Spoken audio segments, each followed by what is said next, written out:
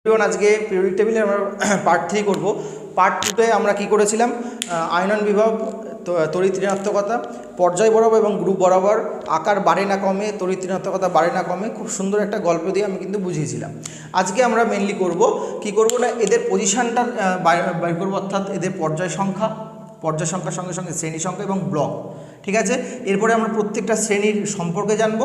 তারপরে পরের ভিডিওতে আমরা কি করব, প্রত্যেকটা এলিমেন্টের কিন্তু কাজগুলো দেখাবো। ঠিক আছে, তাহলে আজকের ভিডিওতে মেনলি আমরা কি করব, আজকের ভিডিওতে আমরা এদের পজিশন জানবো। ঠিক আছে, পজিশনের সঙ্গে সঙ্গে প্রত্যেকটা গ্রুপের সম্বন্ধে কিন্তু জানবো, কোন গ্রুপটাকে কি বলা হয়। আমি আগের দিনই বলেছিলাম প্রথম গ্রুপটাকে ক্ষার ধাতু বলা হয় এবং লাস্টের যে গ্রুপটা রয়েছে এই গ্রুপটাকে বলা হয় কি নিষ্ক্রিয় গ্যাস বলা হয়। তো প্রথমে আমরা কি করব, পজিশনটা বার করব। পজিশন এই পজিশন বার করতে গেলে আমাকে দুটো জিনিস মাথায় রাখতে হবে। দুটো জিনিসটা কি, দুটো জিনিস হচ্ছে গিয়ে এই পজিশন কিন্তু দুরকমভাবে বার করা যায়। ঠিক আছে, আমি দুরকমভাবেই দেখাচ্ছি, কিন্তু মেনলি যেটা করবে সেটা আমি বুঝিয়ে দিচ্ছি কোনটা করবে। তো এরকমভাবে করা যায়, প্রথমে মাথায় রাখতে হবে ব্লক সংখ্যাটা কি। যেরকম 1 থেকে 2, 1 আর 2টাকে বলা হয় কোন ব্লকের মধ্যে পড়ছে, এস ব্লকের মধ্যে পড়ছে। 1 আর 2 নম্বর শ্রেণীটা এস ব্লকের মধ্যে পড়ছে। আমরা জানি 3 থেকে 12 নম্বর শ্রেণী কোন ব্লকের মধ্যে পড়ে, ডি ব্লকের মধ্যে পড়ে। এবং 13 থেকে 18 নম্বর শ্রেণী কী ব্লকের মধ্যে পড়ে, এ ব্লকের মধ্যে পড়ে, তাই তো। আর কি ল্যান্থানাইটস এবং অক্টানাইটস, ল্যান্থানাইট এবং অক্টানাইটসকে এ ব্লকের মধ্যে ফেলে, কিন্তু এটা জানার দরকার নেই, এখান থেকে আসবে না। মেনলি আমাদের কিন্তু এই কটা ব্লকের নাম জানতে হবে এবং কত থেকে কত পর্যন্ত ডিস্টেন্স রয়েছে। তাহলে কি দেখলাম যে 1 এবং 2 এই দুটো লাইন দেখতে পাচ্ছি, এই দুটো লাইনকে কী বলা হয়, এস ব্লক বলা হয়, মনে থাকবে। এবং এই 3 থেকে এই যে 12 পর্যন্ত, তাহলে এই যে দেখতে পাচ্ছ এই 3 থেকে 12 পর্যন্ত এই কটাকে কী বলা হবে, এই কটাকে বলা হবে তোমার হচ্ছে কি ডি ব্লকের মূল্য। ঠিক আছে, এবং 13 থেকে এই যে 18 পর্যন্ত এই ব্লকটাকে বলা হবে কি বলো, পি ব্লক বলা হবে। ঠিক আছে, তাহলে এস ডি পি, আর এই ব্লকটাকে কি বলা হয়, এফ ব্লক বলা হয়, এফ ব্লক। ঠিক আছে, এবার আমরা কি করব, আমরা এবার হচ্ছে কি এর পজিশন বার করব। তো মেনলি এই ব্লক দিয়ে কি পজিশন বের করা যায়। ব্লক দিয়ে আমি যদি বার করি সোডিয়ামের পজিশন কত, তাই তো। সোডিয়ামের ইলেকট্রন সংখ্যা কত, 11। সোডিয়ামের ইলেকট্রন সংখ্যা 11। তাহলে এটাকে আমরা কীভাবে বার করবো, এটাকে সাব ব্লক দিয়ে যদি আমরা ভাঙি, তাহলে কীভাবে ভাঙবো, 1s2 2s2 2p6 কত হয়ে গেল 10, 3s1। এবার দেখো এখানে সব থেকে এই 1 2 3 এই ব্লকের সঙ্গে যে সংখ্যাটা লেগে আছে তার মধ্যে সবথেকে যে বড় সংখ্যাটা থাকে সেই সংখ্যাটাই কী হয়, পিরিয়ড হয়। সেই সংখ্যাটা কি পিরিয়ড হয় অথবা পর্যায় হয়। তাহলে পর্যায় কী হয়ে গেল এখানে না, পর্যায় হয়ে গেল 3। সবথেকে বড় সংখ্যা কী আছে, 1 রয়েছে, 2 রয়েছে, 3 রয়েছে। তাহলে বড় সংখ্যা কি 3। এবং লাস্টের যে ভাগটা রয়েছে এই ভাগের সঙ্গে যে ব্লকটা লেগে থাকে সেই ব্লকটাই কি এর ব্লক সংখ্যা। তাহলে এর ব্লকের নামটা কি, এস ব্লকের মধ্যে পড়ছে, এবং মনে রাখতে হবে যে এস ব্লকের পাওয়ারে যে সংখ্যাটা থাকে সেই সংখ্যাটা কী হয়, ওর শ্রেণী সংখ্যা হয়, সংখ্যাটা কী হয়, শ্রেণী সংখ্যা হয়। তাহলে কি দেখলাম যে 3 নম্বর পর্যায় 1 নম্বর শ্রেণী আর ব্লক কি এস। তাহলে আমরা চেক করে নিই, এনে সোডিয়াম, এই যে সোডিয়াম দেখতে পাচ্ছি 3 নম্বর কি পর্যায় এবং 1 নম্বর শ্রেণীতে রয়েছে এবং এটা কি এস ব্লকের মধ্যে পড়ছে। কারণ আমি প্রথমে বলে দিয়েছিলাম 1 আর 2 এর মধ্যে কী হয়, 1 আর 2 কি এস ব্লকের মধ্যে পড়ে, বোঝা গেল ব্যাপারটা। কিন্তু এইভাবে আমরা বার করবো না, কারণ পরীক্ষাতে কিন্তু এত সময় নেই যে এভাবে আমরা বার করবো। তো আমরা কীভাবে বার করবো, এটাকে আমরা বার করবো এইভাবেই, আমাদের এইভাবে বার করতে হবে। কীভাবে না, এটা বার করতে গেলে দুটো জিনিস মাথায় রাখতে হবে। তো আমি প্রথম ভিডিওতে আমি কিন্তু বলেছিলাম যে প্রথম যে পর্যায়টা রয়েছে, প্রথম পর্যায়ে কিন্তু মনে রাখতে হবে দুটো মৌল থাকে, পরের পর্যায়ে 8টা মৌল থাকে, তারপরের পর্যায়ে 8টা, তারপরে 18, 32 ইনফিনিটি, এটা বলেছিলাম। তো এই নাম্বারটাকে কিন্তু মনে রাখতে হবে। ঠিক আছে, এটাই কিন্তু একটা ম্যাজিক্যাল ট্রিক বলা চলে। সংখ্যাটা কি, ম্যাজিক্যাল নাম্বারটা কি, এটা বার করার জন্য ম্যাজিক্যাল নাম্বার, এই নাম্বারটা সবসময় মাথায় রাখতে হবে 2 8 8 18 18 32 32। ঠিক আছে, তাহলে কত, 2 8 8 18 18 32 32। ঠিক আছে, তাহলে কি 2 8 8 18 18 32 32। ঠিক আছে, এটা মাথায় রাখতে হবে। এবং সঙ্গে সঙ্গে আমাদের প্রথম গ্রুপটা এবং শেষ গ্রুপটা, অর্থাৎ 1 নম্বর গ্রুপটা এবং 18 নম্বর গ্রুপটা যদি মাথায় রাখতে পারি, এটা মাথায় রাখা একদম ইজি। ঠিক আছে, আমি দেখিয়ে দিচ্ছি, তো মাথায় রাখতে পারলে কিন্তু আমাদের হয়ে যাবে। তাহলে আমরা কি করব, এই গ্রুপটাকে এখানে লিখি, তাহলে খুব সুবিধা হবে। তো প্রথমে দেখতে পাচ্ছি যে হাইড্রোজেন রয়েছে, হাইড্রোজেনের কত 1, হাইড্রোজেনের 1।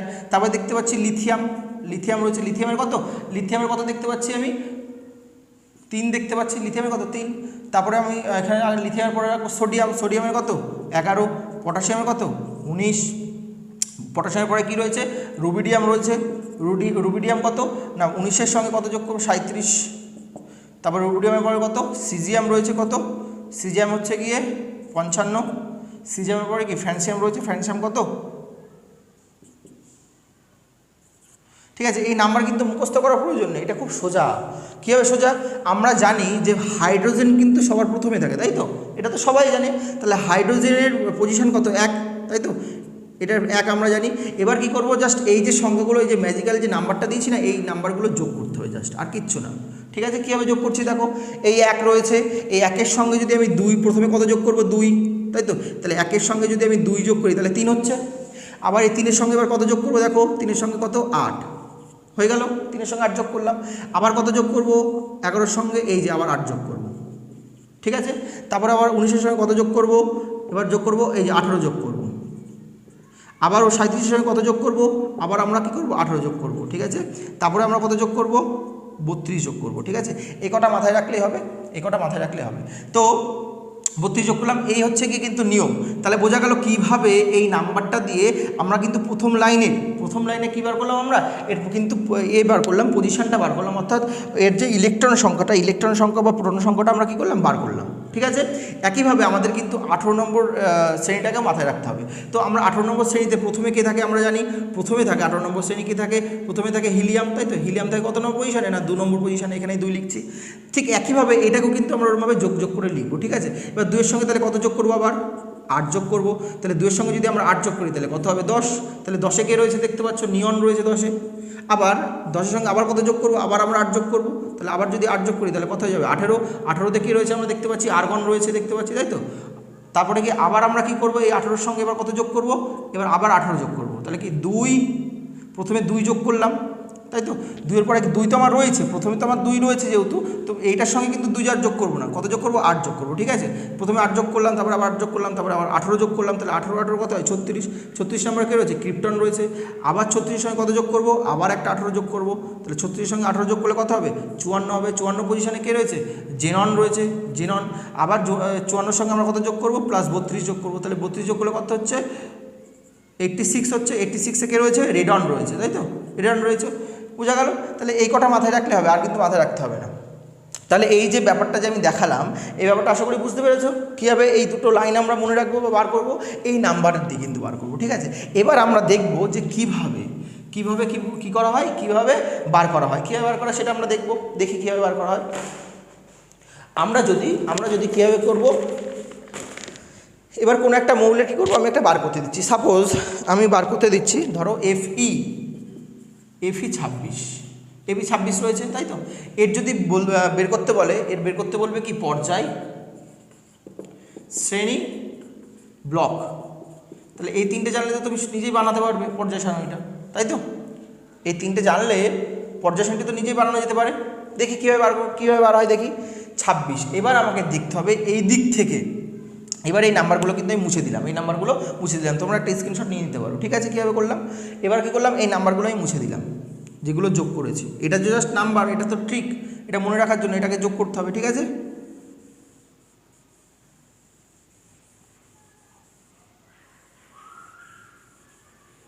এবার দেখো কত সহজেই কিন্তু বেরিয়ে যায়।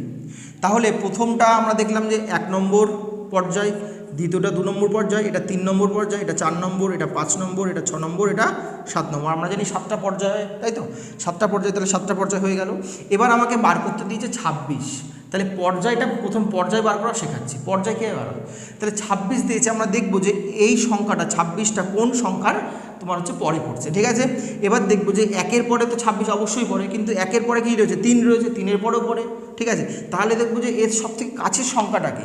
এবার দেখতে পাচ্ছি যে 19-এর পরেও কিন্তু 26 পড়ে, আবার 11-র পরে এটা পড়ে, 11-র পরেও 26 পড়ে, 19-এর পরে পড়ে। কিন্তু নেব কোনটা? আমরা সবসময় মনে রাখতে হবে যে সংখ্যাটা দিচ্ছে সেই সংখ্যার একদম কাছের সংখ্যাটা নিতে হবে। তাহলে আমরা দেখতে পাচ্ছি নিশ্চয়ই 37-এর পরে তো আর 26 পড়ে না। 37-এর পরে কি 26 পড়ে? একদমই না। তাহলে তো এটা তো বাদ হয়েই যাচ্ছে প্রথমে। তাহলে আমার প্রশ্ন হচ্ছে এই 4টের মধ্যে নেব কোনটা? 1 নেবো, 3 নেবো, 11 নেবো না 19 নেবো, তাই তো? মনে রাখতে হবে যে 26-এর কাছে যেটা রয়েছে সেটা নিতে হবে। তাহলে 26-এর কাছে কোনটা রয়েছে? 19 রয়েছে। তাহলে আমরা দেখতে পাচ্ছি কি 19-এর পরে কি 26টা পড়বে, তাই তো? 19, 20, 21, 22, 23, 24, 25, 26, 27, 28, 29, 30, 31, 32, 33, 34, 35, 36 পর্যন্ত কিন্তু এই পর্যন্ত রয়েছে, দেখতেই পাচ্ছ 36 পর্যন্ত। তারপরে কিন্তু 37 থেকে এখানে এসে কী হচ্ছে? স্টার্ট হচ্ছে। তাহলে মেনলি 26টা পড়ছে কোন পর্যায়ের মধ্যে? দেখতে পাচ্ছ কি 19-এর পরে পড়ছে, 19-এর পরে পড়ছে 26, তাই তো? কোন একটা জায়গায় পড়ছে 26। তাহলে এটা কত নম্বর পর্যায়? না 4 নম্বর পর্যায়। বোঝা গেল? তাহলে এটা কি 4 নম্বর পর্যায় হয়ে গেল, বুঝতে পেরেছো? এবার যদি আমি শ্রেণী বার করি, শ্রেণীটা কী বার করবো? শ্রেণীটা কীভাবে বার করবো? শ্রেণীটা ঠিক এভাবেই বার করবো। এবার এইটা কী করলাম? দেখলাম যে কোনটার পরে, ঠিক আছে? এবার শ্রেণী বার করার জন্য আমাকে এই লাস্টের ঘরটা দেখতে হবে। পর্যায় বার করলে ফার্স্টের ঘরটা দেখতে হবে, অর্থাৎ ফার্স্টের শ্রেণীটাকে দেখতে হবে। আর যদি আমি শ্রেণী বার করি তাহলে কী করতে হবে? 18 নম্বর শ্রেণীটাকে দেখতে হবে, ঠিক আছে? এবার আমি দেখব যে এই 26-এর সবথেকে কাছের সংখ্যাটা কিন্তু কী করতে হবে? বিয়োগ করতে হবে, সবথেকে কাছের সংখ্যা। এখানে বলো 26-এর কাছে কোন সংখ্যাটা রয়েছে? 26-এর কাছে কোন সংখ্যাটা রয়েছে? 36 তো বিয়োগ করা যাবে না, কারণ 26-এর থেকে কিন্তু 36 বড়। সবসময় মনে রাখতে হবে যে বড় থেকে ছোট বিয়োগ করতে হবে, তাই তো? বড় থেকে ছোট। তাহলে বড় থেকে যদি ছোট বিয়োগ করি তাহলে এখানে 26 থেকে আমি কোনটাকে বিয়োগ করতে পারবো? দেখো সবথেকে কাছে কোনটা আছে? 26-এর কাছে 18 রয়েছে, দেখতেই পাচ্ছ। তাহলে যদি আমি 18 বিয়োগ করে দিই তাহলে কত হচ্ছে? 8 হচ্ছে। 8 হয়ে গেল। তাহলে এর শ্রেণী সংখ্যা কী হয়ে গেল? 8। আর আমরা পড়েছিলাম প্রথমেই যে শ্রেণী ব্লকের ক্ষেত্রে কি পড়েছিলাম? যে 1 ও 2 কি? এস ব্লক, 3 থেকে 12 কি? ডি ব্লক, 13 থেকে 18 কি? P block. তাহলে এবার বুঝতেই পারছো যে এটা 5 নম্বর শ্রেণীতে, এই 8 নম্বর শ্রেণী। তাহলে 8 নম্বর শ্রেণী কার মধ্যে পড়ছে? 3 থেকে 12-র মধ্যে পড়ছে। তাহলে 8 নম্বর শ্রেণী কী হয়ে যাবে? এটা ডি ব্লকের মধ্যে হয়ে যাবে। তাহলে বোঝা গেল কত সহজ এটা বেরিয়ে গেল। তাহলে এটা বার করার জন্য আমাকে রুলস কোনটা মনে রাখতে হবে? না রুলস মনে রাখতে হবে যে এই প্রথম শ্রেণীটা মনে রাখতে হবে এবং লাস্টের শ্রেণীটা মনে রাখতে হবে। প্রথম শ্রেণীটা আমাকে বার করে দেবে পর্যায় এবং লাস্ট শ্রেণীটা বার করে দেবে কি? আমার শ্রেণী। বোঝা গেল? এবং যখনই শ্রেণী বেরিয়ে যাবে তখনই কী হয়ে যাবে? আমার কিন্তু ব্লক বেরিয়ে যাবে, কারণ যখনই শ্রেণী বেরিয়ে যাবে আমার শ্রেণীর সংখ্যা হিসাবে আমরা জানি যে কোন ব্লকে কোন শ্রেণী পড়ে। বোঝা গেল? এবার একইভাবে আমি যদি আরেকটা এক্সাম্পল দিই, দেখি কী হতে পারে। তাহলে এই 26 থেকে 18টা এখানে দেখিয়ে দিই, 26 মাইনাস 18, ঠিক আছে? এইভাবে 8 হলো। আর এখান থেকে 4 নম্বর কীভাবে হলো বুঝতে পেরেছো? কারণ এই 26টা নিশ্চয়ই 37-এর পরে পড়বে না, 19-এর পরে পড়বে। আর 19টা কোন লাইনের মধ্যে, কোন পর্যায়ের মধ্যে পড়ছে? 4 নম্বর পর্যায়ের মধ্যে পড়ছে। বোঝা গেল? এবার একইভাবে আমরা যদি কপার বার করতে দিই, সিইউ বার করতে দিই, কপারটা বার করতে দিই, সিইউ। কপারে কত? 30, তাই তো? কপারে কত? 30। আচ্ছা এটা তোমরা এবার করো দিই। তাহলে একইভাবে এবার দেখো কোবাল্টের বলো 27 কার পরে পড়বে? 19-এর পরে না 37-এর পরে? অবভিয়াসলি কি 19-এর পরে পড়বে। তাহলে 19-এর পরেও যদি পড়ে তাহলে পর্যায় কী হচ্ছে? 1, 2, 3, 4 নম্বর পর্যায়ে পড়ছে। তাহলে পর্যায় 4। একইভাবে শ্রেণী বার করবো। কত বিয়োগ করবো? ঠিক আগের মতনই। কোনটাকে বিয়োগ করবো? নিশ্চয় 36কে বিয়োগ করতে পারবো না, কিন্তু 27-এর থেকে 36 যেহেতু বড়, তাহলে 27-এর কাছে কোন সংখ্যাটা রয়েছে? 18 রয়েছে। তাহলে 27 থেকে আমরা 18 বিয়োগ করে দেবো। তাহলে 27 মাইনাস 18, তাহলে 18 থেকে 27 থেকে 18 দিলে কত হয়? 9 হয়। তাহলে 9 নম্বর শ্রেণী। আর 9 নম্বর শ্রেণী কার মধ্যে পড়ে? ডি নম্বর গ্রুপের মধ্যে পড়ে, ব্লকের মধ্যে পড়ে। তাহলে ব্লক কী হয়ে যাবে? ডি হয়ে যাবে। আশা করি বুঝতে পেরেছো? বোঝা গেছে? তাহলে কিভাবে আমরা পর্যায়, শ্রেণী এবং ব্লক বার করলাম। এবার এখানে একটু কনফিউশন আছে, দু জায়গায় কনফিউশন আছে। সেই দু জায়গা কি, সেই জায়গাটাকে দেখে নিই। পর্যায় সারণী যদি ভালো করে দেখো, আমি দেখাচ্ছি পর্যায় সারণীটা। মেনলি 2 নম্বর এবং 3 নম্বর যে পর্যায়টা রয়েছে সেখানে কিন্তু 10টা মৌলের কিন্তু অবস্থান কিন্তু দেওয়া হয়নি। সঙ্গে সঙ্গে 6 নম্বর এবং 7 নম্বর যে পর্যায় রয়েছে, 6 নম্বর এবং 7 নম্বর পর্যায়ে, এটা মাথায় রাখতে হবে, 6 নম্বর এবং 7 নম্বর পর্যায়ে মধ্যে কিন্তু ল্যান্থানাইটস এবং অক্টানাইটস বলে দুটো কিন্তু লাইন কিন্তু নিচে করা হয়েছে। এখানে 14টা করে কিন্তু এলিমেন্ট রয়েছে, ঠিক আছে? তাহলে এর মধ্যে যখনই কোনো সংখ্যা পড়বে তখন তাদের অবস্থান আমি কীভাবে বার করবো? সাপোজ আমি যদি ক্লোরিনেরটা বার করি, ক্লোরিন, তাহলে আরও ভালো করে বুঝতে পারবে। তাহলে এখানটাই মুছে দিই, এখানটাই করে দিই ক্লোরিন যদি এখানে করি, ক্লোরিন, ঠিক আছে? ক্লোরিনের কত? 17। তাহলে কীভাবে পাবো 17টা? এবার প্রথমে পর্যায় বার করি, পর্যায় বার করি। তাহলে পর্যায় কীভাবে বার করবো? আমি বলেছিলাম যে 17টা কার পরের সংখ্যা? কার পরের? দেখো 19-এর পরে তো না, 19-এর পরে তো 20, 17 কার পরে? 11-র পরে, কারণ এটা কাছাকাছি। 3-এর পরেও তো 11, 3-এর পরেও তো 17 হয়, কিন্তু 3-এর পরেরটাকে নেবো না 11-র পরেরটাকে নেবো? বলেছিলাম যেটা কাছে কিন্তু সেটাকে নিতে হবে, তাই তো? তাহলে 11-র পরে 17, তাহলে 11-র পরে যদি 17 হয় তাহলে এই 11-র পরে 17 এটা কোন পর্যায়ের মধ্যে পড়ছে? 3 নম্বর পর্যায়ের মধ্যে পড়ছে। তাহলে এই পর্যায় সংখ্যা হয়ে গেল 3। এবার আমরা বার করবো শ্রেণী। শ্রেণী কী বলেছিলাম? শ্রেণী বলেছিলাম যে এই সংখ্যার কাছাকাছি, এটা 18 নম্বর শ্রেণীতে বুঝেছিলাম, এই সংখ্যার যে কাছাকাছি যে সংখ্যাটা থাকবে তাকে কী করবো, বিয়োগ করবো। তাকে কী করবো আমরা, বিয়োগ করবো, তাই তো। তাকে যদি আমরা বিয়োগ করি দেখি কী পাচ্ছি, তাহলে এখানে সব থেকে বিয়োগ করবো কোনটা, 10 বিয়োগ করবো। তাহলে 10 যদি বিয়োগ করি তাহলে শ্রেণী হয়ে গেল কি, শ্রেণী হয়ে গেল 7, বোঝা গেল, শ্রেণী হয়ে গেল কি 7। এবার একই সঙ্গে এবার এই 7টা কি শ্রেণী, এটা মাথায় রাখতে হবে। 7টা কি শ্রেণী, 7টা কিন্তু এর শ্রেণী নয়, 7টা কিন্তু এর শ্রেণী নয়। তাহলে কি এখানে কিন্তু মনে রাখতে হবে যে এই যে ক্লোরিন রয়েছে, ঠিক আছে, এই ক্লোরিনটা যেহেতু 3 নম্বর পর্যায়ে পড়ছে, 3 নম্বর পর্যায়ে এবং 2 নম্বর পর্যায়ে মধ্যে কিন্তু কি 10টা করে মৌল ছিল, সেই মৌলর কিন্তু কোনো মিল পায়নি, কোনো রকম মিল পায়নি। শুধুমাত্র পরমাণু ক্রমাঙ্ক মিল থাকলে কিন্তু স্থান দেবে তা সেরকম কোনো বিষয় না। সব দিকেই অর্থাৎ ধর্ম থেকে শুরু করে রাসায়নিক ধর্ম হোক বা ভৌত ধর্ম হোক, সমস্ত কিন্তু বিচার বিবেচনা করেই কিন্তু কী করা হয়, স্থান দেওয়া হয়। তো যখন স্থান দিতে গেছিল তখন কিন্তু কিছু মৌলের কিন্তু কি মিল পায়নি, অথবা ক্লোরিন বা ব্রোমিন এগুলো কিন্তু মিল পাচ্ছিল হ্যালোজেন্সের সঙ্গে, তার জন্য কি ওরা পরে জায়গা দিয়েছিল। তো আমরা দেখতেই পাচ্ছি যে এখানে কী রয়েছে, এখানে 2টো ঘর ফাঁকা রয়েছে, তাই তো।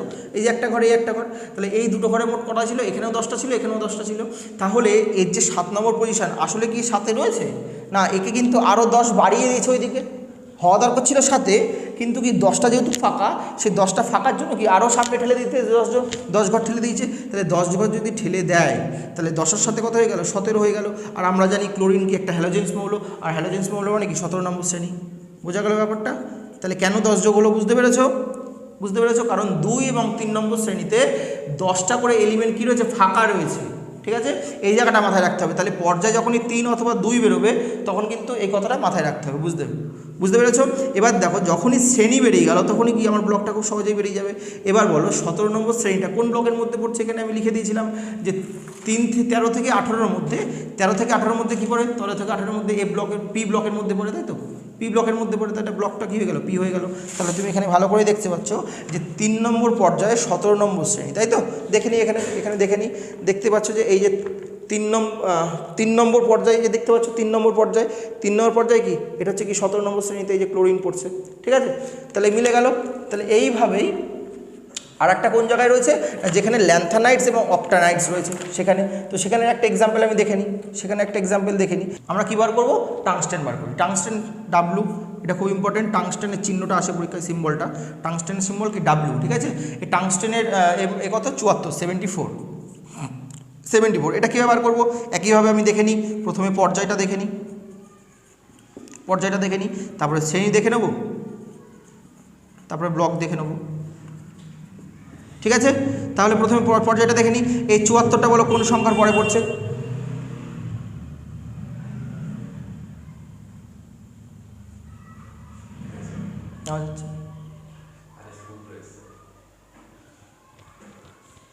তাহলে আমরা টাংস্টেনে কি দেখলাম যে এর হচ্ছে প্রোটনের সংখ্যা কত, 74। তাহলে 74, এবার আমরা প্রথমে পর্যায় দেখব, পর্যায় দেখে নিই। তাহলে পর্যায়ে কি 74টা কোন সংখ্যার পরে পড়ছে, 87-র পরে পড়ছে না 55-র পরে পড়ছে, 87-র পরে তো নিশ্চয়ই পড়ছে না, তাহলে এটা কি 55-র পরে পড়ছে, তাই তো। তাহলে 55-র পরে যদি পড়ে তাহলে 55 কোন ব্লকের মধ্যে পড়ছে, কোন শ্রেণীর মধ্যে পড়ছে, এটা 6 নম্বর শ্রেণীর মধ্যে পড়ছে। তাহলে 6 নম্বর শ্রেণী হয়ে গেল।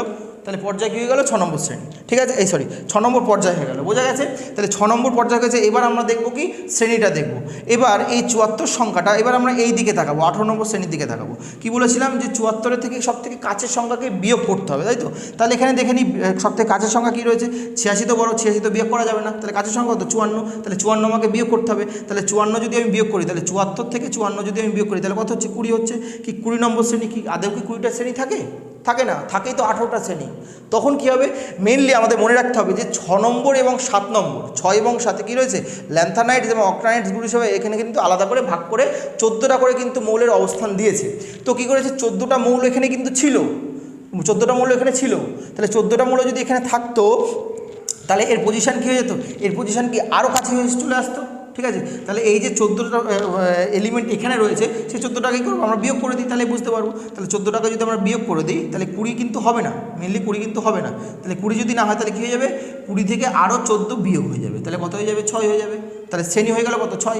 তাহলে 6 নম্বর শ্রেণী। আর 6 নম্বর শ্রেণী যদি হয়ে যায়, আমি প্রথমে বলেছিলাম যে 1 আর 2 এস ব্লকের মধ্যে পড়ে, 3 থেকে 12 পর্যন্ত ডি ব্লকের মধ্যে পড়ে, 13 থেকে 18 পি ব্লকের মধ্যে পড়ে, এবং অক্টানাইটস এবং ল্যান্থানাইটস কী পড়ে, এ ব্লকের মধ্যে পড়ে। তাহলে এই 6 নম্বর শ্রেণীটা কোন ব্লকের মধ্যে পড়ছে? 6 নম্বর শ্রেণীটা আমি বলেছি 3 থেকে 12-এর মধ্যে ডি ব্লক, তাহলে ব্লক কি ডি। তাহলে আমরা দেখে নিই 6 নম্বর পর্যায়, এটা 6 নম্বর পর্যায়। 6 নম্বর পর্যায়ে কত নম্বর শ্রেণী? 6 নম্বর শ্রেণী। 6 নম্বর পর্যায়ে 1 2 3 4 5 6 এই 6 নম্বর শ্রেণীতে কী পড়ছে? টাংস্টেন পড়ছে। বোঝা গেছে? তাহলে ব্যতিক্রম কোন জায়গাটা মনে রাখতে হবে না, এই 6 নম্বর এবং 7 নম্বর পর্যায়ে ব্যতিক্রম রয়েছে, এবং 2 নম্বর এবং 3 নম্বরে রয়েছে। তাছাড়া কিন্তু সব জায়গায় কি ওই সেম নিয়ম, আগে যেভাবে আমি কী করেছি বার করেছিলাম, তো সেভাবে কিন্তু প্রত্যেকটা বার করতে হবে, ঠিক আছে? শুধুমাত্র 6 নম্বর এবং 7 নম্বরে 6 নম্বর এবং 7 নম্বরে কী থাকবে? একটু ব্যতিক্রম থাকবে, এবং 2 এবং 3 নম্বর কী থাকবে? একটু ব্যতিক্রম থাকবে। এখানে 10টা মৌলের স্থান দেয়নি, আর এখানে 14টা করে মৌল ছিল, ঠিক আছে? এই জায়গাটাকে মাথায় রাখতে হবে। এর জন্য কিন্তু এখানে 10 যোগ হয়েছে, এখানে কিন্তু 14 কী হয়েছে? বিয়োগ হয়েছে। বোঝা গেল? কারণ 10টা নেই এখানে, 10টা না থাকার জন্য যে ক্লোরিনের 10টা এখানে কিন্তু নেই, 10টা না থাকার জন্য ক্লোরিনকে আরও সামনে এগিয়ে দিয়েছে, তাই তো? সামনে কত এগিয়ে দিয়েছে না? 10 ঘরে এগিয়ে দিয়েছে, কারণ 10টা তো নেই। 10 ঘরে এগিয়ে দিয়েছে বলে কি, এই যে 1 2 3 4 5 6 7 8 9 10, বোঝা গেল? তার জন্য এই 10টা ঘরকে এগিয়ে দিয়েছে আরও, তার জন্য 10 যোগ করে দিলাম। আর এখানে 14 কেন বিয়োগ করলাম আমরা? 14 কেন বিয়োগ করলাম? কারণ এই ল্যান্থানাইড এবং অক্টানাইড গ্রুপে কী হয়েছে? 14টা করে মৌল এখান থেকে কেটে নিয়ে এসে এখানে দেওয়া হয়েছে, তাহলে এদের কী করতে হবে? বিয়োগ করে দিতে হবে, তাহলে কি সেম আগের জায়গাটা চলে আসবে। তাহলে বোঝা গেল এখানে কেন বিয়োগ হলো আর এখানে কেন যোগ হলো। তাহলে এইভাবে যদি করা হয় তাহলে কিন্তু খুব সহজেই কিন্তু আমরা কি পর্যায়, শ্রেণী এবং ব্লক বার করে দিতে পারি। এবার এটা মনে রাখার কোনো বিষয় নেই, এই সংখ্যাটা যদি মনে থাকে তাহলে এটা করা কোনো ব্যাপারই না। আরও একটা ব্যাপার আছে, ভালো করে দেখো। এটা কি প্রথমে 1 থেকে শুরু হয়, এখানে প্রথমে 2 থেকে শুরু হয়, আমার এটা তো সবারই মনে থাকে। জাস্ট কী করব? 8 2 8 8 18 18 18 32 32 যোগ করে দেবো। অথবা এটা মনে রাখতে পারো, প্রথমে 1, এদিকে 2, তারপরে 3, ঠিক আছে? তারপরে কি করবে? 1 করে মাইনাস করতে হবে। এখানে 11 আছে মানে এখানে 10, এখানে 19 আছে এখানে 18, এখানে 37 আছে তো এখানে 36, এখানে 55 আছে তো এখানে 54, এখানে 87 আছে তো এখানে 86। তাহলে এই লাইনটা মনে রাখলেও কী হবে? এই লাইনটা মনে রাখলেও কিন্তু আমি পরের লাইনটা আপনি বার করতে পারবো, জাস্ট 1 বিয়োগ করে দেবো, তাহলে এটাও বেরিয়ে যাবে, ঠিক আছে? তাহলে কি 1 3 11 19 37 55 87, 1 3 11 19 37 55 87 এই নাম্বারটা মনে রাখতে হবে। অথবা এইটা যদি মনে থাকে তাহলে আরও ভালো, খুব সহজেই কিন্তু আমরা বার করতে পারবো, তাই তো? এটা যখনই মুখস্থ হয়ে যাবে তখন কিন্তু এটা 5 সেকেন্ডের মধ্যেই বেরিয়ে যাবে, ঠিক আছে? বোঝা গেল? শুরু করতে শ্রেণী থেকে শুরু করার আগে আমাকে একটা বিষয় বুঝতে হবে, ধাতু এবং অধাতু এবং ধাতু গল্প। আমি বলেছিলাম এই পর্যায় সারণীর মধ্যে কিন্তু 3 ধরনের 3টে ভাগে বিভক্ত, ধাতু রয়েছে, অধাতু রয়েছে এবং ধাতু গল্প রয়েছে, তাই তো? এবার আমি দেখতে পাচ্ছি যে কোনো একটা এলিমেন্ট বা মৌল থেকে যদি ইলেকট্রন বর্জন হয় তাহলে সেই মৌলটা কি হয়? ধাতু হয়, এবং ইলেকট্রন যদি গ্রহণ করে সেটা অধাতু হয়। তাহলে আগে বুঝে নিতে হবে। আমি সাপোজ ধরে নিচ্ছি সোডিয়ামের প্রোটন সংখ্যা 11, সঙ্গে সঙ্গে ইলেকট্রন সংখ্যা 11, তাই তো? সোডিয়ামের প্রোটন সংখ্যা কত? 11। তাহলে আমি একটা এর যদি কক্ষপথ আঁকি তাহলে কী হবে? মধ্যিখানে আমরা জানি মধ্যিখানে কী থাকে? মধ্যিখানে নিউক্লিয়াস থাকে, তাই তো? প্রোটন এবং নিউট্রন থাকে, প্লাস পজিটিভ, এবং এর বাইরে কী থাকে? কক্ষপথ থাকে। প্রথম কক্ষপথে কটি থাকে? ইলেকট্রন 2টি, পরের কক্ষপথে থাকে 8টি, 3 4 5 6 7 8, এবং 3 নম্বর কক্ষপথে থাকে 1টি। আমরা জানি প্রথম কক্ষপথকে কে বলে, পরের কক্ষপথকে এল, তারপরে এম, তারপরে এন, আমরা এটা জানি। যাই হোক, তো এখানে দেখতে পেলাম যে এই একটা ইলেকট্রন কী করবে? এই একটা ইলেকট্রন কি বাইরে বার করে দেবে, বাইরে বার করে দেবে। তাহলে ইলেকট্রন যদি বাইরে বার করে দেয়, বর্জন করে দেয়, তাহলে কি হয়ে যাবে? ধাতু হয়ে যাবে। তাহলে ধাতু বলতে কি ইলেকট্রন বর্জন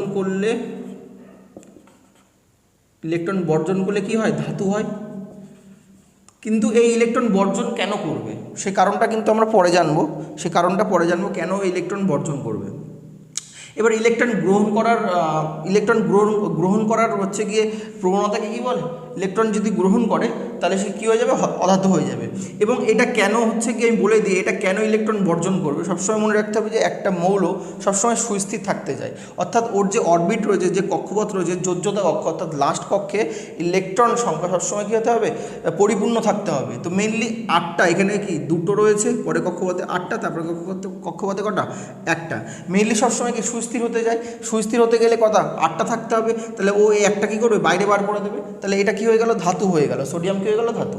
এবার আমি যদি ক্লোরিন আঁকি, ক্লোরিনের কত? 17। ক্লোরিনটা কী হবে? প্রথম কক্ষপথে 2টি, প্রথম কক্ষপথে কি 2টি, তারপরের কক্ষপথে 8টি, 3টে 4টে 5টা 6টা 7টা 8টা, পরের কক্ষপথে কটি 7টি, কারণ 2 আর 8 10, 10-এর সাথে 17, 2টো 3টে 4টে 5টা 6টা 7টা। তাহলে এখানে একটু ভালো করে দেখো কি হচ্ছে, এখানে একটা বেশি ছিল অর্থাৎ সুস্থির হওয়ার জন্য 10টা প্রয়োজন, অর্থাৎ 2টো তারপরে 8টা, তাই তো যোজ্যতা কক্ষে 8টা হলে কি সে সুস্থির হয়ে যায়, তাহলে একটা কি এক্সট্রা ছিল বার করে দিচ্ছিল, বর্জন করে দিচ্ছিল বলে ধাতু হয়ে গেছিল। এখানে কি হচ্ছে, এর যোজ্যতা কক্ষ অর্থাৎ লাস্ট অরবিটে কটা রয়েছে 7টা রয়েছে, তাহলে যদি আর একটা যদি থাকে তাহলে কি হবে, এও সুস্থির হয়ে যাবে। তাহলে এও সুস্থির হওয়ার জন্য কি করবে, এ কিন্তু গ্রহণ করবে, তাহলে ইলেকট্রন গ্রহণ করলে তাহলে এই ক্লোরিনটা কি হয়ে গেল, অধাতু হয়ে গেল। তাহলে ইলেকট্রন যদি গ্রহণ করে তাহলে সে কি হয়ে যায়, অধাতু হয়ে যায়। এবার যদি ইলেকট্রন গ্রহণ বর্জন 2 করে তাহলে সেটা কী হয়ে যাবে, ধাতুকল্প হয়ে যাবে। প্রধানত 2টি ভাগ, এই 2টি ভাগের মধ্যে ধাতুকল্পটা এর মাঝে পড়বে, ঠিক আছে, সেটা আমরা আস্তে আস্তে জানবো। তাহলে আমরা বুঝলাম ধাতু আর অধাতুটাকে। এখন আমরা জানবো যে কোন শ্রেণীর মৌলগুলোকে কি বলা হয়। শ্রেণীগুলোর নাম আমরা আগের ভিডিওতে আমরা কি পর্যায়গুলোর নাম পড়েছিলাম, এখন আমরা কি করব, এখন আমরা শ্রেণীগুলোর নাম পড়ব। তাহলে দেখে নিই, তাহলে প্রথমে যে শ্রেণীটা রয়েছে আমি দেখতে পাচ্ছি, তাহলে প্রথমে যে শ্রেণীটা রয়েছে 1 নম্বর শ্রেণী, সেই 1 নম্বর শ্রেণীকে কি বলা হয়, আমরা প্রত্যেকে জানি 1 নম্বর শ্রেণীকে বলা হয় ক্ষার ধাতু বলা হয়। 1 নম্বর শ্রেণীকে কি বলা হয়, ক্ষার ধাতু। তাহলে আমি দেখতে পাচ্ছি 1 নম্বর শ্রেণীর মধ্যে কি কি রয়েছে না, hydrogen, lithium, sodium, potassium, rubidium, তাই তো। এখানে সোডিয়াম, লিথিয়াম, পটাশিয়াম, রুবিডিয়াম এগুলো রয়েছে। এবার হাইড্রোজেনটা 1 নম্বর শ্রেণীতে রয়েছে, কিন্তু হাইড্রোজেনকে মেনলি দুষ্টু মৌল বলা হয়। দুষ্টু মৌল বলা হয় কেন, দুষ্টু মৌল বলা হয় যখন আমি এলিমেন্টগুলোর বৈশিষ্ট্য বলবো তখন জানাবো কেন দুষ্টু মৌল বলা হয়। কারণ এই 1 নম্বর শ্রেণীর মতনও কিন্তু এর অনেক বৈশিষ্ট্য রয়েছে, আবার 17 নম্বর শ্রেণীর মধ্যেও কিন্তু ওর অনেক সেম বৈশিষ্ট্য রয়েছে। তাহলে সমান বৈশিষ্ট্য থাকার জন্য বিজ্ঞানী মেন্ডেলিভ একে কিন্তু সবার প্রথমে স্থান দিয়েছিল এবং কি এর নাম দিয়েছিল দুষ্টু মৌল, ঠিক আছে। এটা ডিটেলসটা আমরা কিন্তু যখন এলিমেন্টগুলো বোঝাবো তখন এলিমেন্ট সম্পর্কে যখন বলবো, প্রত্যেকটা এলিমেন্ট সম্পর্কে তখন বুঝিয়ে দেবো। আচ্ছা, তাহলে আমরা কি দেখলাম যে এখানে ক্ষার ধাতুর মধ্যে কী কী পড়ছে না, লিথিয়াম, সোডিয়াম, পটাশিয়াম। তাহলে প্রথম যে শ্রেণীটা সেই শ্রেণীটা কি ক্ষার ধাতু। তাহলে আমরা তো ধাতু তো বুঝেছিলাম যে অর্থাৎ বাইরের কক্ষ থেকে কী হবে, ইলেকট্রন বর্জন করলে সে ধাতু হয়ে যাবে। তাহলে এইগুলোর কি বাইরের কক্ষ থেকে কী হয়, ইলেকট্রন বর্জন হয়। অর্থাৎ এই যে এলিমেন্টগুলো রয়েছে এই এলিমেন্টের বাইরের কক্ষে মনে রাখতে হবে একটি কি থাকে, একটি কিন্তু ইলেকট্রন থাকে, সেটা কিন্তু কি বাইরে বার করে দেয়, ঠিক আছে, বাইরে বার করে দেয়। তাহলে এদের যোজ্যতাও কী থাকে, 1 হয়, এদের যোজ্যতাও কী হয়, 1 হয়। তাহলে এই একটা ব্যাপার মনে রাখতে হবে। এর সঙ্গে সঙ্গে মনে রাখতে হবে যে এই ধাতুগুলো কী হয়, জলের সঙ্গে বিক্রিয়া করে তীব্র ক্ষার তৈরি করে, তীব্র ক্ষার তৈরি করে। যেমন একটা এক্সাম্পল আমি নিয়েছি কি, সোডিয়ামের সঙ্গে যদি আমরা জলকে মেশাই, H2 মেশাই, তাহলে কী তৈরি হয়ে যাবে, সোডিয়াম হাইড্রক্সাইড তৈরি হবে। আর সোডিয়াম হাইড্রক্সাইডকে একটা তীব্র ক্ষার, তাই তো। তার সঙ্গে সঙ্গে হাইড্রোজেন উৎপন্ন হবে, ঠিক আছে। তাহলে এখানে দেখলাম কি ধাতুর সঙ্গে জল যুক্ত হয়ে কি উৎপন্ন হয়ে গেল, তীব্র ক্ষার উৎপন্ন হয়ে গেল। এই কারণের জন্য এটাকে কি বলা হয়, ক্ষার ধাতু বলা হয়। বোঝা গেছে, তাহলে ক্ষার ধাতু কেন বলা হয়, বোঝা গেছে। এবার আমরা দেখব সেকেন্ড যে শ্রেণীটা রয়েছে, সেকেন্ড যে গ্রুপটা রয়েছে, সেই গ্রুপটার নাম কি, ক্ষারীয় মৃত্তিকা ধাতু। ক্ষারীয় মৃত্তিকা ধাতুর মধ্যে কী কী পড়ছে না, বেরিলিয়াম পড়ছে, ম্যাগনেসিয়াম পড়ছে, ক্যালসিয়াম পড়ছে, তাই তো। তো আমরা দেখলাম বেরিয়াম পড়ছে। যাই হোক, তো এই যে মৌলগুলো রয়েছে বা এলিমেন্টগুলো রয়েছে এদের ক্ষারীয় মৃত্তিকা কেন বলা হয়, তো আমরা আগে ক্ষার ধাতু সম্পর্কে বলেছিলাম, ক্ষার ধাতু বুঝেছিলাম। এবার এটাও কিন্তু একটা ধাতু, এটাও ধাতু, তাই তো। এদের বাইরের কক্ষে কটি ইলেকট্রন থাকে মনে রাখতে হবে, 2টি থাকে। এটা কটি থাকে, 1টি, এটা থাকে 2টি, তাই তো। এরাও কিন্তু কি করে, ইলেকট্রনকে বর্জন করে দেয়। তো ইলেকট্রনকে যেহেতু বর্জন করে, এটাও একটা ধাতু। এবার এটা ক্ষারীয় মৃত্তিকা ধাতু। এরাও কি করে, এদের যে অক্সাইড রয়েছে অর্থাৎ ধাতব অক্সাইড, এই ধাতব অক্সাইডের সঙ্গে যদি আমরা জল মিশিয়ে দিই, ধাতব অক্সাইডের সঙ্গে আমরা কী মিশিয়ে দেবো, জল মিশিয়ে দেবো, তাহলে কি উৎপন্ন হয়ে যাবে, হাইড্রক্সাইড উৎপন্ন হয়ে যাবে। এটাও কিন্তু ক্ষার। আর যেহেতু আমাদের একদম ভূপৃষ্ঠে এর পরিমাণটা কিন্তু প্রচুর বেশি, এটাকে বেশি পাওয়া যায় বলে এটাকে কিন্তু ক্ষারীয় মৃত্তিকা ধাতু বলা হয়। যেমন কি দেখলাম, আমরা কলিচুন এবং পোড়াচুন সম্বন্ধে জানি, পোড়াচুনের সংকেত কি, CaO, তাই তো, ক্যালসিয়াম অক্সাইড। তো ক্যালসিয়াম অক্সাইড অর্থাৎ ধাতব অক্সাইডের সঙ্গে কি যুক্ত করলাম, আমরা জল মিশিয়ে দিলাম। জল মিশিয়ে দিলে কী হয়ে যাবে, কলিচুন উৎপন্ন হয়ে যাবে, ক্যালসিয়াম হাইড্রক্সাইড। তাহলে ক্যালসিয়াম হাইড্রক্সাইড উৎপন্ন হয়ে গেল, এটা কি ক্ষারীয়। তাহলে এর জন্য কি বলা হয়, এটাকে ক্ষারীয় মৃত্তিকা ধাতু বলা হয়। বোঝা গেছে, তাহলে ক্ষারীয় মৃত্তিকা ধাতুর মধ্যে এগুলো পড়ছে, আশা করি বুঝতে পেরেছো। এবার এই যে 3 থেকে 12 এই একসঙ্গে এই পুরোটাকে বলা হয় সন্ধিগত মৌল, সন্ধিগত মৌল বলা হয়। তো দেখতে পাচ্ছ 3 থেকে 12, তাই তো 3 থেকে 12 পর্যন্ত কি বলা হয়, সন্ধিগত মৌল বলা হয়। তো সন্ধিগত মৌলর যে শ্রেণীগুলো রয়েছে তার মধ্যে অনেক এলিমেন্টই রয়েছে, যেমন দেখতে পাচ্ছ ফেরাস রয়েছে, ম্যাঙ্গানিজ রয়েছে, ক্রোমিয়াম রয়েছে, তাই তো কোবাল্ট রয়েছে, নিকেল রয়েছে, অনেক সোনা রয়েছে, রূপো রয়েছে, সব কিছুই রয়েছে এখানে, টাংস্টেন রয়েছে। তো এদের ধর্ম কি, এদের ধর্ম হচ্ছে কি এরা কিন্তু একাধিক যোজ্যতা তৈরি করে, আর এটা কিন্তু রঙিন যৌগ, এটা কি রঙিন যৌগ, এরা কিন্তু রঙিন যৌগ গঠন করে, এটা মাথায় রাখতে হবে, রঙিন যৌগ নয়, এরা রঙিন যৌগ গঠন করে। যেমন একটা এক্সাম্পল দিই, যেমন CuSO4, এটা হচ্ছে গিয়ে তুতে, তাই তো কপার সালফেট তুতে, তা তুতের কালার নিশ্চয়ই বুঝতে পারছো তুতে কেমন কালারের হয়, নীল বর্ণের হয়। তাহলে এটা কি রঙিন যৌগ গঠন করে, আমরা দেখতে পেলাম, তাই তো রঙিন যৌগ গঠন করে। তাহলে এছাড়াও কি এদের কিন্তু ডেলি লাইফে কিন্তু আমরা কিন্তু ডেলি লাইফে ব্যবহার বেশি করি কিন্তু সন্ধিগত মৌলগুলোকেই, এটা কিন্তু মাথায় রাখতে হবে। যখন আমরা ব্যবহার সম্পর্কে জানবো তখন কিন্তু এগুলো দেখবো যে কোথায় ব্যবহার করা হয়। আচ্ছা, এছাড়াও আমি কি দেখলাম যে এরা একাধিক রঙিন যৌগ গঠন করে, এদের যোজ্যতা কিন্তু একাধিক হয়, এবং কি ডেইলি লাইফে কিন্তু এদের ব্যবহার প্রচুর পরিমাণে কী হয়, বেশি হয়। এবার এটাও জানতে হবে যে এদের মধ্যে 3 থেকে 12-র মধ্যে আমরা বলেছিলাম এটাগুলো কি সন্ধিগত মৌল বলেছিলাম। এবার এই 3 থেকে 12-র মধ্যে শুধুমাত্র 11 নম্বর শ্রেণীটাকে বলা হয় মুদ্রা ধাতু। কী বলা হয়, মুদ্রা ধাতু হয়। মুদ্রা ধাতুর মধ্যে কী পড়ছে, আমরা দেখছি কপার পড়ছে, তামা, আগেকার দিনে কি তামার কি তৈরি করা হয়, তামার ছিল, কয়েন ছিল, তামা, তারপরে কি সিলভার, আর কি রয়েছে, গোল্ড রয়েছে, অর্থাৎ সোনা, রূপা, তামা, এটাকে কি বলা হয়, মুদ্রা ধাতু বলা হয় 11 নম্বর শ্রেণীটাকে। আশা করি বুঝতে পেরেছো। এবার 11 নম্বরে পরে আমরা চলে যাব ডাইরেক্ট 3 থেকে 12 পড়লাম, এবার চলে যাব আমরা 15 নম্বর শ্রেণীটাকে বলা হয় নিকটোজেন বলা হয়, নিকটোজেন শ্রেণী বলা হয়। নিকটোজেন কথার অর্থ হচ্ছে কি, নিকোটিন। তো এই নিকটোজেন শ্রেণী মেনলি শুরু হচ্ছে কোথা থেকে, আমরা দেখতে পাচ্ছি 15 নম্বর কি রয়েছে, নাইট্রোজেন, ফসফরাস, তাই তো নাইট্রোজেন, ফসফরাস রয়েছে, এস রয়েছে, আর্সেনিক, এসবি রয়েছে, কি এস রয়েছে, অ্যান্টিমনি রয়েছে, আর্সেনিক রয়েছে। এরা মেনলি কী করে, নিকটোজেন মৌল কেন বলা হয়, এরা কিন্তু আমাদের শ্বাসরোধ করে। তো নিকটোজেন থেকে নিকোটিন মনে থাকবে নিশ্চয়ই, নিকোটিন, আর নিকোটিন খেলে কি হয়, আমাদের শ্বাসরোধ হয়, তাই তো। তো মেনলি এগুলো কী করে, আমাদের শ্বাসরোধ করে, এদের জন্য কি বলা হয়, এদের নিকটোজেন মৌল বলা হয়। এরপরে চলে আসছে 16 নম্বর শ্রেণী দেখতেই পাচ্ছ, এটা 16 নম্বর শ্রেণীর মধ্যে কী পড়ছে, অক্সিজেন, সালফার, তাই তো সেরিলিয়াম। তাহলে কী পড়ছে, অক্সিজেন, সালফার পড়ছে, অক্সিজেন, সালফার, সেরিলিয়াম পড়ছে। তাহলে এরা কি করে, এরা কিন্তু এদের প্রচুর পরিমাণে আকরিক কিন্তু আছে, এরা আকরিক ফর্মিং করে, ঠিক আছে, ওর ফর্মিং করে এরা। তাহলে এর জন্য কি বলা হয়, চ্যালকোজেন মৌল বলা হয়, অর্থাৎ এই শ্রেণীটাকে কী বলা হয়, চ্যালকোজেন শ্রেণী বলা হয়। এরপরে আমরা দেখব 17 নম্বর শ্রেণীটাকে কী বলা হয়, হ্যালোজেন্স মৌল বলা হয়, হ্যালোজেন্স মৌল। তাহলে হ্যালোজেন্স কেন বলা হয়, কারণ এরা কিন্তু নিজেরাই কিন্তু রঙিন হয়, রঙিন হয়। আর তোমরা দেখতে পাচ্ছ যে হ্যালোজেন মৌলগুলির মধ্যে কী কী পড়ছে, ফ্লুরিন পড়ছে, ক্লোরিন পড়ছে, তাই তো ক্লোরিন মেনলি দাঁতে কোনো সমস্যা হলে, দাঁতের যে রোগ হয় সেটা কিন্তু ফ্লুরিনের জন্য হয়। আর দাঁত এই ফ্লুরিন কালার কেমন হয়, হালকা হলুদ টাইপের হয়, হালকা কি হয়, হলুদ হয়। তাহলে ক্লোরিন, ব্রোমিন কেমন হয়, উজ্জ্বল হয়। এরা যৌগরূপে কিন্তু রঙিন হয়, আর সন্ধিগত মৌল কী করে, রঙিন যৌগ উৎপন্ন করে, এটা মাথায় রাখতে হবে, এটুকুনি ডিফারেন্স কিন্তু। আর এছাড়াও কি, এরা হ্যালাইড যৌগ বলতে কি বুঝবো, হ্যালাইড যৌগ বলতে যেমন অ্যাসিড, লবণ। আমি যদি বলি NaCN, সোডিয়াম ক্লোরাইড, এর মধ্যে Cl, ক্লোরিন রয়েছে, তাই তো। তাহলে ক্লোরিন, NaCl কি, সোডিয়াম ক্লোরাইড একটা লবণ, একই সঙ্গে HCl, এটা কি একটা অ্যাসিড। তাহলে এরা হ্যালাইড যৌগ গঠন করে, এবং এদের অণুতে 2টো করে পরমাণু থাকে, এটা মাথায় রাখতে হবে যে হ্যালোজেন মৌলগুলি, ঠিক আছে। তাহলে হ্যালোজেন মৌল কাকে বলে বোঝা গেছে। এবার লাস্ট চলে আসছে নিষ্ক্রিয় গ্যাস বা নোবেল গ্যাস। তো এইটা নাম দেওয়ার কারণটা কি, নিষ্ক্রিয় বা নোবেল গ্যাস, এদের যোজ্যতা কক্ষে শুধুমাত্র হিলিয়াম বাদ দিয়ে, কারণ হিলিয়ামের পরমাণু কত, প্রোটন সংখ্যা কত, 2, অর্থাৎ ইলেকট্রন সংখ্যা 2। শুধুমাত্র হিলিয়ামটা বাদ দিয়ে বাকি যতগুলো রয়েছে কি রয়েছে, জেনন রয়েছে, রেডন রয়েছে, ক্রিপ্টন রয়েছে, তাই তো, আর্গন রয়েছে। তাহলে হিলিয়াম, আর্গন, রেডন, জেনন।